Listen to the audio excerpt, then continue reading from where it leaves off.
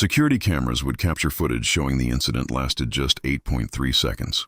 In that brief window, Lysandra Voss incapacitated 5 college-bound football athletes using only a children's meal tray and her understanding of mechanics. The restaurant manager had anticipated trouble the moment he witnessed them trapping her in the rear seating area, which was why his fingers were positioned over the telephone before the initial victim collapsed. Lysandra maintained complete stillness as potato strips scattered across the damaged floor, covering like celebration confetti. A pink dairy beverage created an unintentional ceiling mural on the overhead panels. Caspian Sterling remained motionless beneath her, his nasal structure displaced at a degree requiring surgical intervention. The team's passing specialist, responsible for 43 scoring throws the previous year, now could only manage reflexive muscle spasms while his neural pathways rebooted. Should you find yourself questioning how an individual of half their stature accomplished this feat, your inquiry is appropriate. Select the approval icon and follow this channel if tales of surprising reversals brighten your mood. The appreciation feature beneath this content assists these narratives in connecting with individuals who require reassurance of their inner fortitude. 21 days prior, Lysandra had entered through the medieval-style archways of Riverside Academy bearing a designer leather bag valued beyond most vehicles in the campus lot. Her light-colored tresses captured the early autumn sunlight in a manner that caused the cheerleading squad to interrupt their training session to observe. At 64 inches in height, her movements possessed the elegant fluidity of a professional dancer, which aligned with the background narrative her supervisors had meticulously constructed. Previous enrollment at the Prague Conservatory, the admissions department had been informed.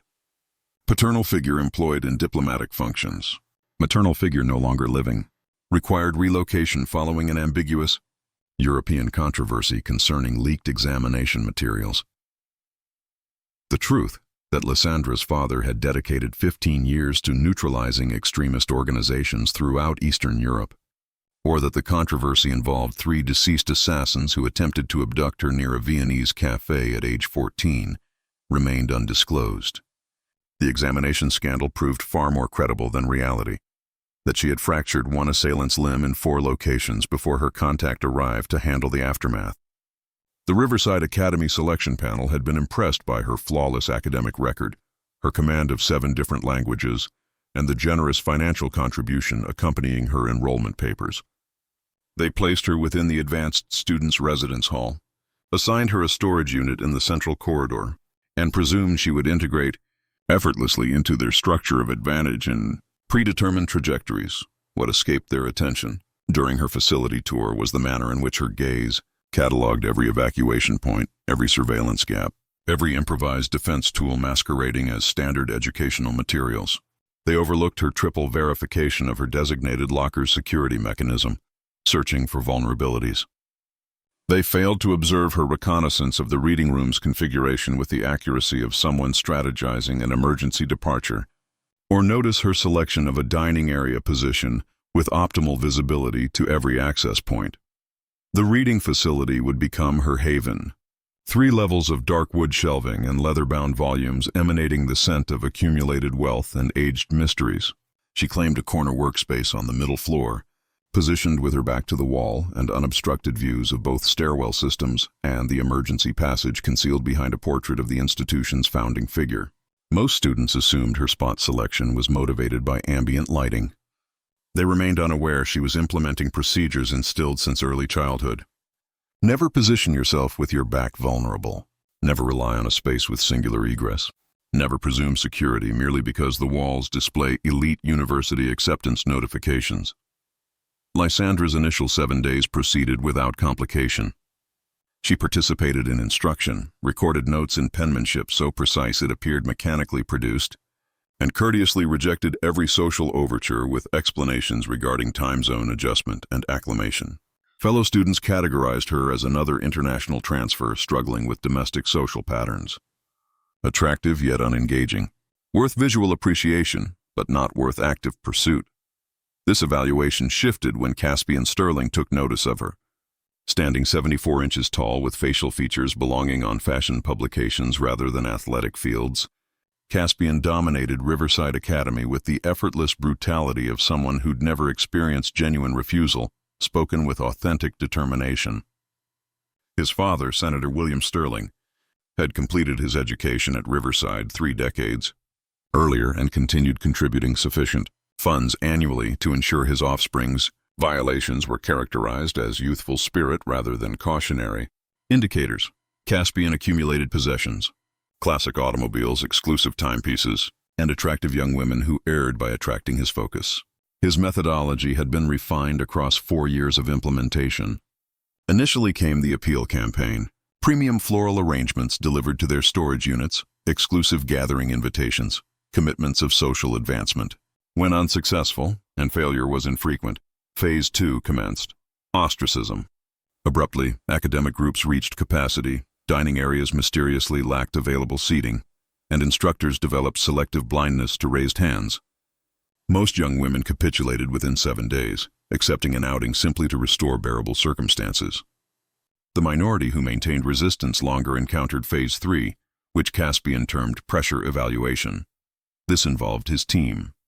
The team comprised 4 carefully selected members from the football roster, each chosen for particular attributes that enhanced Caspian's specialized approach to psychological warfare. Thaddeus Morrison, called Tank for self-evident reasons, stood 77 inches and weighed 280 pounds of muscle mass that had already secured him a complete scholarship to Alabama. His function was straightforward: intimidation through utilizing his dimensions to make people feel diminished. Powerless, confined, Kieran Lynch performed safety duties on the field and enforcement functions beyond it. Recognized for tackles that technically remained within regulations, yet somehow consistently resulted in injuries. He possessed a talent for making aggression appear unintentional, an ability he'd perfected through 3 years of avoiding suspension, despite leaving a record of damaged ribs and twisted joints in his path. Dashell Park contributed connections rather than physical power. His father controlled 40% of Riverside Academy's governing body positions and possessed sufficient leverage material on the remainder to guarantee unanimous decisions on any matter he prioritized. Dashell's presence meant institutional safeguarding, the certainty that grievances would vanish into administrative voids. Magnus Crawford completed the group, and he was potentially the most hazardous, despite being the smallest at barely 72 inches tall. While the others employed physical intimidation, Magnus specialized in psychological dismantling. His juvenile documentation was sealed, but whispers accompanied him through the corridors about a middle school occurrence involving an instructor who'd failed him and subsequently experienced a mental collapse after receiving dozens of untraceable communications, detailing her every action for 3 months, continuously combined. They formed what other students privately designated the Riverside Five, though never audibly. They navigated campus like apex predators, taking what they desired, demolishing what bored them, protected by wealth, connections, and the administration's deliberate blindness. Lysandra appeared on their awareness during her 2nd week when she committed the error of being beautiful while passing their table in the dining facility. Caspian's eyes tracked her movement with the concentration of a predator spotting prey, already calculating approach angles, isolation methods, conquest timelines. "New arrival?" Tank observed unnecessarily, his voice resonating like distant thunder. "Exchange student," Dashell added, already retrieving her information on his phone through channels that shouldn't have been student-accessible. "Lysandra Voss, Prague. Father works in diplomatic capacity. Clean academic history. No social media footprint." This final detail made Magnus lean forward with interest. Everyone maintained social media. The absence suggested either extreme privacy awareness or something worth concealing. Either possibility intrigued him. "She's mine," Caspian declared with the casual certainty of someone claiming the final pizza slice, as if Lysandra's independence was merely a minor detail to be addressed later. The campaign initiated the following morning with white orchid arrangements delivered to her locker, accompanied by a card written in Caspian's practiced calligraphy, inviting her to coffee at the exclusive town establishment that lacked even signage, just a reputation for serving senators and celebrities. Lysandra read the card once, then discarded it in the waste receptacle without expression, leaving the expensive flowers wilting in the corridor. Caspian, observing from his usual corner, experienced something he rarely encountered: genuine surprise. Young women didn't discard his invitations. They preserved them, posted about them, used them as social currency to elevate their status. This required adjustment.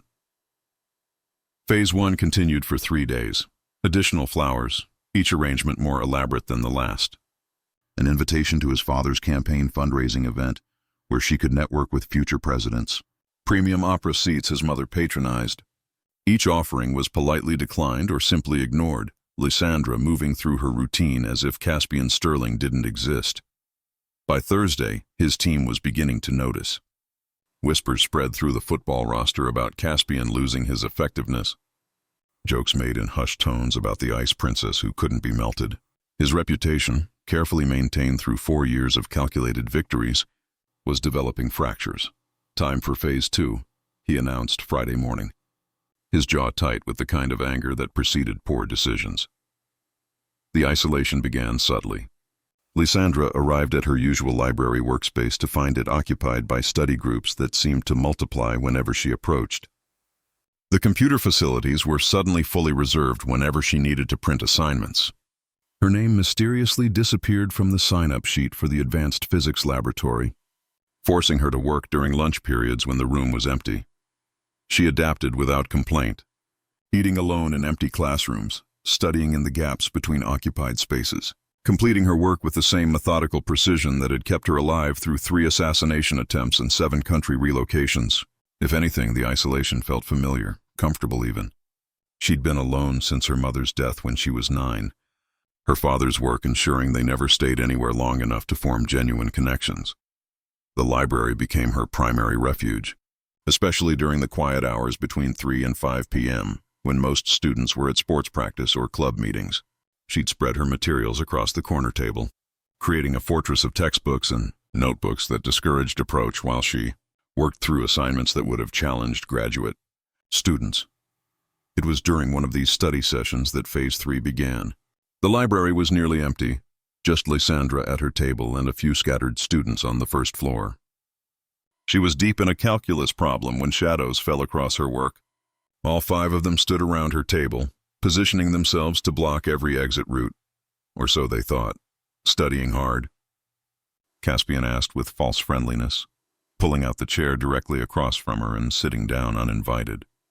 The others remained standing, Tank behind her left shoulder, Kieran at her right, Dashiell blocking the path to the main stairs. Magnus positioned near the emergency exit she'd scouted on her first day. Lysandra's hand stilled on her pencil, but she didn't look up. The library has a no-distraction policy. We're not a distraction. Caspian leaned forward, his cologne aggressive and expensive, designed to overwhelm rather than attract. We're an opportunity. See, you're new here, so you don't understand how things work. This school runs on relationships, connections, the right friends opening the right doors. She finally raised her eyes, meeting his gaze with the kind of steady assessment that made him unconsciously lean back. I understand perfectly. You want something I'm not interested in providing, and you're used to getting what you want through intimidation disguised as generosity. Tank made a sound that might have been surprise or admiration, quickly covered by a cough when Caspian shot him a glare. You think you're smart? Caspian's voice dropped to what he considered his dangerous register, the one that had made freshmen cry and transferred students reconsider their enrollment. But smart doesn't mean much here. My father owns judges. My mother controls the school board. And I decide who succeeds and who disappears at Riverside. Fascinating. Lysandra returned to her calculus problem. Are you finished? This is due tomorrow. The dismissal was so complete, so casual that for a moment nobody moved. In 4 years, no one had ever simply ignored Caspian Sterling when he was actively threatening them. They argued, they cried, they negotiated, but they never acted like he was just background noise. Magnus stepped closer, interested in this new psychological profile. You're not scared. That's unusual. Most people understand self-preservation by now. Lysandra set down her pencil with deliberate precision and looked at each of them in turn, her gaze lingering just long enough to make them uncomfortable. Fear requires a threat. You're 5 teenage boys who've mistaken inherited power for personal strength. That's not threatening. It's just sad. Watching her sit alone in that library, surrounded by 5 guys twice her size, ignoring every exit they'd blocked, what would you have done? Would you have tried to run, or stood your ground? Comment below. I genuinely want to know your escape plan. Because what Lysandra did next, nobody saw coming. She began packing her materials with unhurried movements, placing each book in her bag with the same care someone might use handling explosives. The boys exchanged glances, uncertain whether they'd won or lost this encounter. "You can't leave." Dashiell moved to block her path more obviously. "Caspian isn't done talking." "Actually," Lysandra stood, her bag over one shoulder. "He is." She walked directly toward Dashiell, not aggressively, just with the absolute certainty that he would move. The moment stretched, tension building as she got closer, close enough that he could smell her shampoo, something expensive and vaguely European. At the last second his nerve broke and he stepped aside. Later he'd tell himself it was strategic, not wanting to be the one to initiate physical contact that could be reported. Lysandra walked past him without acknowledgement, her footsteps steady on the library's hardwood floors. Behind her, Caspian's face had turned an interesting shade of red that suggested Phase 4 was about to be invented specifically for her. The weekend passed with deceptive calm. Lysandra spent Saturday at the public library downtown, far from Riverside's sphere of influence, working through assignments and maintaining her perfect academic record. Sunday found her at the gym at 5 a.m., moving through a workout routine that would have exhausted professional athletes. 2 hours of cardio, strength training, and flexibility work that kept her body ready for threats more serious than entitled teenagers. She didn't see the photos Magnus was taking from his car in the parking lot, documenting her routine with the patience of someone who understood that information was more valuable than muscle. He noted the way she checked her surroundings every 30 seconds, the defensive positioning of her water bottle and towel, the fact that she never used headphones despite being alone. These weren't the habits of a diplomat's daughter worried about exam scores. Monday arrived with the kind of crisp autumn air that made everything feel sharper, more defined. Lysandra walked through Riverside's gates at 7:45 a.m., 15 minutes before first period, her routine as precise as everything else about her carefully constructed cover identity. She didn't notice the anticipation crackling through the student body, the way conversations stopped when she passed. The phone's already recording in case something memorable happened. The Riverside Five had spent the weekend planning something special, and word had spread through carefully orchestrated leaks that today would be entertaining. The first sign of escalation came during second period chemistry when Lysandra opened her textbook to find photos tucked between the pages. Not threatening exactly, just unsettling. Pictures of her at the public library, at the gym, walking to her dormitory, taken from distances that suggested surveillance rather than coincidence. Each photo had a single word written on the back in Caspian's distinctive handwriting. "You're never really alone. Beautiful." She examined each photo with clinical detachment, noting angles, timestamps visible in some shots, the reflection in a window that revealed Magnus's distinctive watch. Then she placed them in her bag, evidence for a file that was growing thicker by the day. Lunch brought the next escalation. The cafeteria was packed, every table occupied by the complex social hierarchy that governed Riverside's ecosystem. Lysandra took her usual tray, a salad she'd make last through the period, and headed for an empty table in the corner. She'd barely sat down when Tank appeared, his massive frame blocking out the overhead lights. "This table's taken," he rumbled, despite the obvious absence of any other occupants or belongings. "Then they're very late." Lysandra began eating with mechanical precision, each bite calculated to provide maximum nutrition with minimum vulnerability. Tank reached for her tray with the casual confidence of someone who'd never had his actions challenged, intending to dump it in her lap in a recreation of countless humiliations he'd performed over the years. His hand never reached its target. Lysandra's movement was so small, so subtle that witnesses would later disagree on what exactly happened. Her hand seemed to barely twitch, but suddenly Tank was stumbling backward, his wrist bent at an angle that sent shooting pains up his arm. He stared at her in shock, cradling his hand against his chest. "Oops," Lysandra said mildly, continuing to eat as if nothing had happened. "You should watch where you're reaching. These tables are closer together than they look." The cafeteria had gone quiet. Hundreds of eyes watching this unprecedented scene. A girl a third of Tank's size had just made him retreat without even standing up. Phones appeared like mushrooms after rain, everyone wanting to capture whatever happened next. Tank looked around for support, finding Caspian standing by the entrance with an expression that promised consequences. The quarterback made a small gesture, calling off whatever Tank had been planning to do next. This required reconsideration, recalibration, a new approach. The rest of lunch passed in tense silence, Lysandra finishing her salad while Tank retreated to nurse his mysteriously injured wrist and pride. The video clips were already spreading through group chats, tagged with variations of New Girl vs. Tank and David and Goliath, Riverside Edition. But Caspian Sterling didn't become king of Riverside by accepting defeat. He spent the afternoon adjusting his strategy, recognizing that Lysandra Voss wasn't going to break from conventional pressure. She required something special, something that would crack her composure and reveal whatever she was hiding behind that perfect poker. The plan crystallized during football practice while his teammates ran drills and he stood on the sidelines, supposedly nursing a minor shoulder strain but actually texting furiously with Magnus, who'd spent the afternoon diving deeper into Lysandra's background through methods that definitely violated several federal laws. Found something interesting. Magnus reported when they met after practice in the parking lot. There's a gap in her records, 6 months when she was 14 where she just doesn't exist in any system. Then she reappears in Prague with a different last name before changing back to Voss. Witness protection? Kieran suggested, demonstrating more intelligence than his grades would suggest. Or something worse. Magnus pulled up a news article from 3 years ago on his tablet. Vienna, 3 men found dead in an alley. Professional execution-style kills. Same day Lysandra's gap starts. Caspian studied the article, his mind already working through possibilities. So our ice princess has secrets. Perfect. Everyone. Breaks when their secrets are threatened with. Exposure. They agreed to meet Thursday.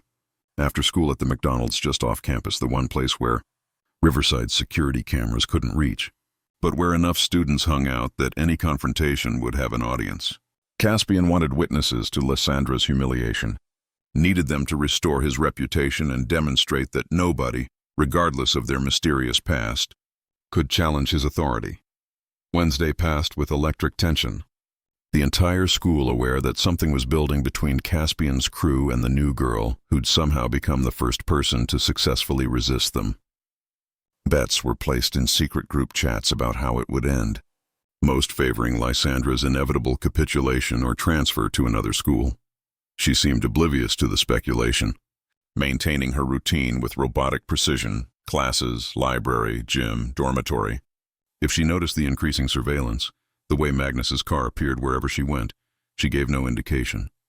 Her expression remained neutral, her interactions minimal, her focus absolute. Thursday arrived with gray skies that threatened rain, the kind of atmospheric foreshadowing that would have been rejected as too obvious in a movie script. Lysandra attended her classes as usual, took notes in her perfect handwriting, answered questions when called upon with responses that demonstrated understanding beyond the curriculum requirements.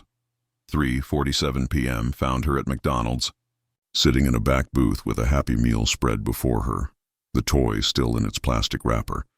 Her attention seemingly focused on the chemistry homework she was completing between bites of chicken nuggets. The choice of meal was deliberate, calculated to project harmlessness, youth, vulnerability. Nobody who'd seen her disable Tank's wrist with a twitch would believe it. But the other patrons, the uninitiated, would see exactly what she wanted them to see. The Riverside Five entered at 3:52 p.m., their coordination suggesting military precision despite none of them having served anything more dangerous than detention. They spread through the restaurant with practiced efficiency, Dashiell at the main entrance, Kieran covering the side exit that led to the parking lot, Magnus positioning himself where he could record everything on his phone, Tank and Caspian approaching her booth directly, their shadows falling across her homework like storm clouds finally delivering on their threat. Studying hard, Caspian slid into the booth across from her, the vinyl squeaking under his designer jeans. Tank remained standing, his bulk ensuring nobody could leave without going through him. Lysandra didn't look up from her chemistry equations. The nutritional value of McDonald's. Food provides an interesting case study in molecular bonds breaking down under heat. Stress. Funny. Caspian reached across the table and closed her textbook with deliberate slowness. But we're not here to discuss your homework. Now she raised her eyes, and something in them made Tank shift uncomfortably despite his size advantage. "Then you're wasting both our time." Magnus had moved closer, his phone angled to capture every moment while appearing to scroll through social media.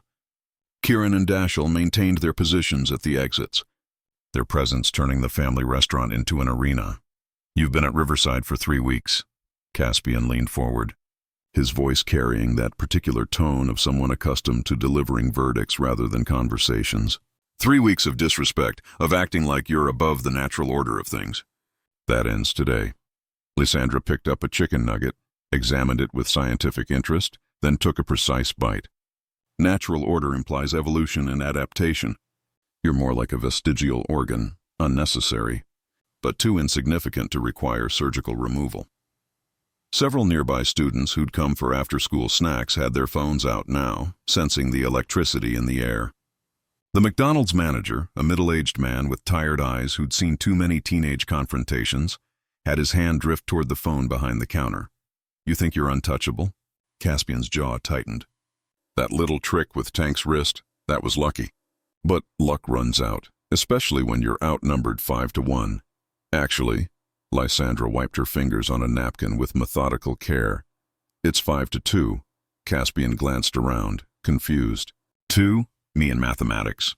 You see, force equals mass times acceleration, but that assumes linear movement. When you introduce rotational dynamics and leverage points, mass becomes a liability rather than an advantage." Tank laughed, the sound rumbling through the restaurant. "Is she seriously giving us a physics lesson right now?" That's when Caspian made his critical error. He reached across the table, his hand moving toward Lysandra's hair with the same possessive entitlement he'd shown with dozens of girls before her. "Let me explain something simpler." His fingers barely grazed a platinum strand before everything changed. The security footage, which the manager would later provide to 3 different law enforcement agencies, showed the timestamp at 15:56:14 when Caspian's hand made contact. By 15:56:22:3, the confrontation was over. Lysandra's movement began with her right elbow, driving backward into Caspian's extended arm with enough force to hyperextend his elbow joint. The pain caused an involuntary gasp that drew Tank forward, his instinct to protect his quarterback overriding tactical sense. Her Happy Meal tray became a weapon in motion, the edge catching Tank's throat in the soft tissue just below his Adam's apple, a strike that wouldn't cause permanent damage but would drop him instantly. Tank's 280 pounds hit the floor with enough force to shake the soft-serve machine. His hands clutched his throat as he tried to remember how breathing worked. Kieran abandoned his post at the side exit, charging forward with the same aggressive speed that had earned him a reputation on the football field. Lysandra pivoted on her heel, using the booth's table as a fulcrum, her foot connecting with his knee from an angle that human joints weren't designed to accommodate. The sound of ligaments tearing was audible even over the screaming that had started from other patrons. Dashiell, despite his father owning 40% of everything that mattered in town, discovered that wealth provided no protection against someone who'd been trained to neutralize threats since childhood. She didn't even strike him, just redirected his panicked lunge into the edge of a neighboring table. Physics and momentum doing the work for her. He collapsed unconscious before he hit the ground, a goose egg already forming on his temple. Magnus, the smart one, the psychological warfare specialist, stood frozen with his phone still recording. Lysandra's hand moved toward his neck, stopping millimeters from his carotid artery, close enough that he could feel the displaced air from her strike. "Still recording?" she asked pleasantly. He nodded, unable to form words. "Good. Make sure you get their medical treatment in frame. It helps with the self-defense claim." She released him and returned to her booth, sitting down as calmly as if she'd simply gotten up to refill her drink. Around her, chaos reigned. Tank was making sounds that resembled a broken accordion. Kieran was screaming about his knee. Dashiell remained unconscious, and Caspian had curled into a fetal position, cradling his destroyed elbow. The manager had already called 911, his voice remarkably steady as he reported multiple injuries requiring immediate medical attention. Other students stood frozen, their phones capturing every angle of the aftermath. The videos already uploading to social media platforms where they would accumulate millions of views within hours. Lysandra picked up another chicken nugget, taking a small bite while surveying the damage with professional detachment. 3 squad cars arrived first, followed by 2 ambulances, Then an unmarked sedan that most people wouldn't have noticed, but made Lysandra's expression shift. Subtly from calm to calculating, the woman who stepped out of the sedan moved with the kind of purposeful efficiency that came from years of training. Dr. Patricia Ling, according to the Riverside Academy website, was a new guidance counselor specializing in conflict resolution. According to the FBI badge she showed the responding officers, she was something else entirely. While EMTs worked on the injured boys, Patricia approached Lysandra's booth with the careful respect one professional shows another. That was Systema combined with Krav Maga. The throat strike was textbook Spetsnaz training. Mind telling me where a 17-year-old diplomat's daughter learned Soviet Special Forces techniques? YouTube is very educational these days, Lysandra replied. But her eyes were scanning the restaurant's periphery, noting the additional unmarked vehicles that had appeared in the parking lot. Patricia sat down across from her, pulling out a tablet that displayed footage, not from the McDonald's security cameras, but from a satellite feed that shouldn't have been monitoring a fast food restaurant in suburban Connecticut. 3 years ago, Vienna. 3 dead contractors from the Kozlov syndicate. Witness reported a teenage girl at the scene who disappeared before local police arrived. Interesting story. Sounds like something from a movie. 2 years ago, Prague. A human trafficking ring targeting international students gets exposed when someone sends detailed financial records to Interpol. The metadata traces back to a computer in a youth hostel where a girl matching your description stayed for 1 night. Lysandra remained silent, her expression revealing nothing. 18 months ago, Berlin. A terrorist cell planning an attack on a diplomatic summit finds their safe house compromised. The only surveillance footage shows someone your height and build leaving the building 5 minutes before it exploded from a gas leak that forensics said was impossibly accidental. You seem to be suggesting something, Lysandra finally said, her accent slipping momentarily to reveal something harder, more Eastern European than the polished Prague pronunciation she normally affected. Patricia leaned back, studying the girl across from her with the kind of assessment that came from years of identifying assets and threats. I'm suggesting that Lysandra Voss isn't your real name, that your father isn't just a diplomat, and that you're here for reasons that have nothing to do with education. The restaurant had been cleared of civilians, leaving only law enforcement and medical personnel. Through the windows, Lysandra could see news vans arriving, drawn by social media reports of violence at Riverside Academy's favorite hangout spot. My name is legally Lysandra Voss, she said carefully. My father does work in diplomatic services, and I am here for education, just not the kind found in textbooks. Patricia's tablet beeped. She read the message, her eyebrows rising slightly. Interesting. Caspian Sterling's father just called the governor, the state attorney general, and someone at the Justice Department demanding your arrest. Meanwhile, Magnus Crawford's phone has been remotely wiped, presumably by you, eliminating the original footage. I was eating nuggets. Hard to hack phones while eating. The manager's security system uploaded everything to a cloud server that coincidentally belongs to a company that doesn't officially exist but has ties to certain 3-letter agencies, almost like someone wanted to ensure the footage survived any local interference. Lysandra's smile was small but genuine. That does sound convenient. Patricia stood, leaving a business card on the table, not the one identifying her as a guidance counselor, but one with just a phone number and a symbol that Lysandra recognized from classified briefings her father had never officially shown her. The Kozlov syndicate has been trying to establish operations in American prep schools, recruiting privileged kids with criminal tendencies, turning them into assets before they reach positions of power. Riverside was supposed to be their test case. Was? Magnus Crawford's sealed juvenile records included connections to Eastern European IP addresses. Dashiell Park's father has been receiving payments from shell companies linked to Kozlov money laundering operations. The whole Riverside 5 was being groomed, though only Magnus knew it. Lysandra processed this information, pieces clicking into place. So you knew who I was from the beginning? We knew someone was coming. Your handler in Prague has been in contact with us for months.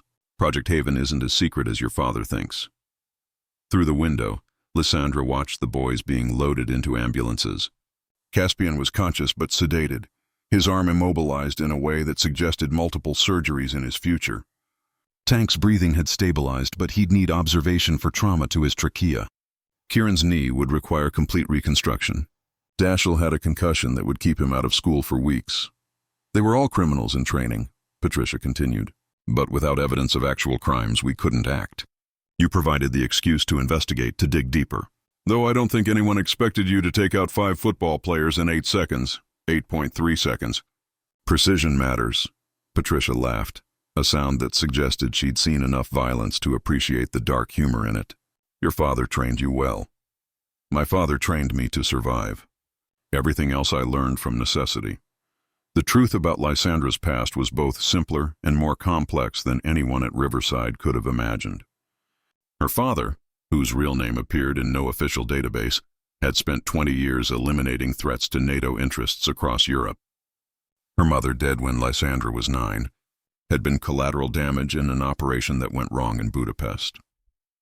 Since then, Lysandra had lived in safe houses, training facilities and diplomatic compounds, learning 17 ways to kill with her bare hands before she learned to drive. Project Haven was supposed to give her a normal life, a chance to be a teenager without looking over her shoulder for assassins. Instead, it had placed her in a school that was secretly being used to recruit and train the next generation of criminal elite. The FBI wants to offer you a deal, Patricia said as law enforcement officials began processing the scene. Testify about what you've observed at Riverside. Help us understand how students were being recruited and groomed. In exchange, we ensure your safety and your father's cover remains intact. And if I refuse? Then you're just a 17-year-old girl who defended herself against 5 attackers. Self-defense is legal, though the boys' families might try civil suits. Of course, discovery in those suits might reveal interesting information about their son's connections to organized crime. Lysandra stood, leaving her happy meal unfinished. I'll consider it. But first I have homework to complete. The chemistry assignment is due tomorrow, and maintaining my cover means maintaining my grades. Patricia watched her walk toward the exit, moving through the crime scene with the casual confidence of someone who'd seen too many to be impressed. Miss Voss, one more thing. There are others like you at schools across the country. Students placed to counter the Kozlov Syndicate's recruitment efforts. You're not alone in this fight. Lysandra paused at the door. I've been alone since Budapest. I'm comfortable with it, but as she left, Patricia noticed the slight tension in her shoulders relax. The first sign that maybe, just maybe, the girl who'd survived 3 assassination attempts and took down 5 football players in a McDonald's was tired of fighting by herself. The next 72 hours transformed Riverside Academy into a law enforcement convention. FBI agents interviewed students, forensic accountants examined financial records, and computer specialists dissected every digital communication from the past 3 years. The investigation revealed a network of corruption that extended far beyond 5 bullying football players. 43 arrests were made, including 3 board members, the athletic director, and 2 state judges who'd been taking bribes to seal juvenile records.